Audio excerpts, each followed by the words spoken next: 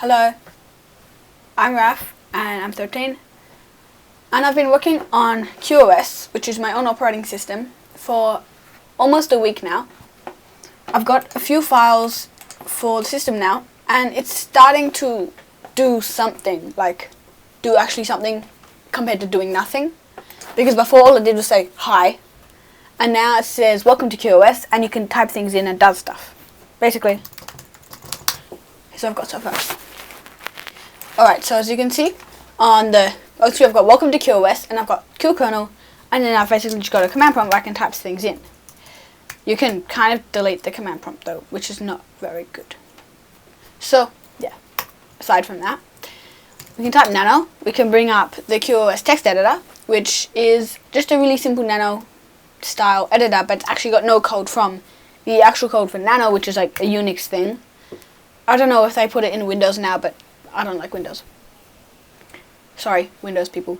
So at the moment you can't use caps, you can only type in lowercase, as you can see. So this is a document and you can do enter to type a new line. This is another line. You can type delete or backspace to remove characters, but you can't use the arrow keys or anything pretty much to get up to the next line. So now I go new line. Then I try to delete that and I keep on pressing delete. I can't go back up to the other line, and I also can't using the arrow keys, so I'm stuck on this line. I'll probably fix that later, because the current nano editor that's available in Linux and Mac and anything built off Linux or Unix style, you can use the arrow keys to move up lines, and also in some versions it's actually colored with the code you're working with, but I've not got anything like that yet. Also, I'm going to be changing this to having the control commands that will, like, Control O to save, Control X to exit, and go back to the command line. But at the moment, if you press Control, you can just exit and you go back to a QKernel thing. Yeah. So you can see that now we're back in the QKernel. We can go, for example, ls, and that just does that at the moment. That's just always going to say that because there's no file system built in yet. So that's also why nano, you can't save your work, and when you open nano again, it has nothing. A simple feature I might implement just is some variable-based file system where I can just, whenever I open nano, it's always going to have whatever I typed last time. Here's a bug. If I type some stuff in, then when I get to the bottom of the screen, you see it just overwrites the thing at the bottom, and if I press enter, that just starts to go up. So that's obviously not good, and I'll try to fix that also. Next thing is if we type do, it's going to be a really powerful command, but at the moment all it does is this really useless thing. Yeah. So that is useless. Anyways, yeah. So if we go into the VirtualBox version of this, macOS, we can press start here, which is connected to the ISO, which is generated using XorISO. I don't know how to pronounce it, but that thing. And, this is not good. Okay, we need to fix that. So I'll just go here, and I've got the ISO connected in this tab here. Yeah, it's gone bad color.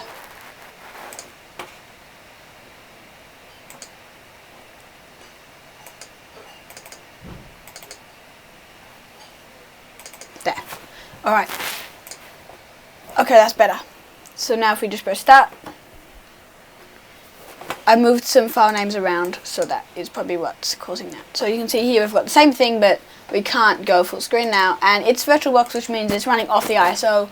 So it would technically work on a computer, but when I tried to boot it into a computer, it didn't go well. Anyway, we can see that we're able to use this just like we did before. We can type things in. We can type this is a document. When we press the right shift key, it will just put a dot at the moment because it does not recognize that key yet. If you press the left shift, it's going to do this because, yeah, it doesn't do anything yet. I just pressed Control to exit that, which is why I exited.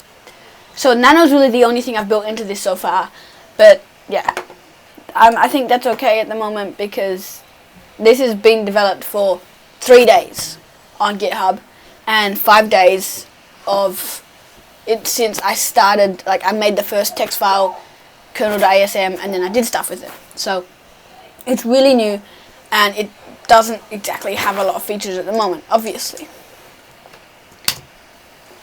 Yeah, so I'll just show you a quick example of how this code works. Like, you're all probably programmers and stuff, so you'll probably be able to know how it works better than me, because I'm pretty bad at programming because I'm 13 and such. I started programming when I was 8, as I said on a question I posted on Quora, and by the time I was 11 I was pretty good at high level languages like PHP, JavaScript, HTML. HTML is not a language. Yeah. I never learnt Python or Ruby. Maybe I should do that, but I'm not sure because I'm not going to be using those languages now.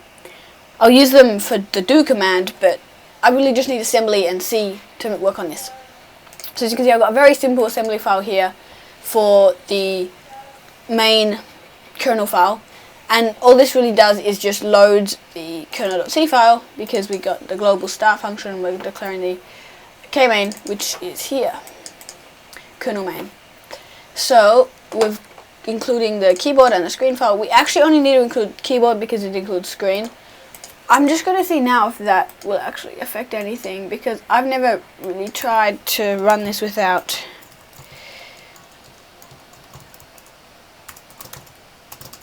Yeah, I've never really tried to run this with. Yeah, it works, so everything seems to work good. Whoops. Well, I just did Control X. Oh no, yeah. I thought that I'd magically implemented some stuff that I'm trying to implement with Control X to close it, Control O to save and such. Yeah, so we just do that, we exit. It's very simple at the moment, as I said, and I'm going to be making this a lot more powerful, adding GUI and a bunch of other things over the next 5 or so years. So, long-term project, and I hope that you like this first video just to introduce you to what I've done so far. And I'm going to be making probably a video every few days, as often as I can, when I've actually got new things to say, because if I make one every day, it probably won't be very interesting, because I'll be saying the same things a lot. I probably already have done that in this video. Anyways, hope that you like my idea of building an operating system, and I hope that you think that I'm not crazy and I'm not going to be blowing things up. That was weird. Anyway, yeah, bye, and don't subscribe because this is probably a stupid channel.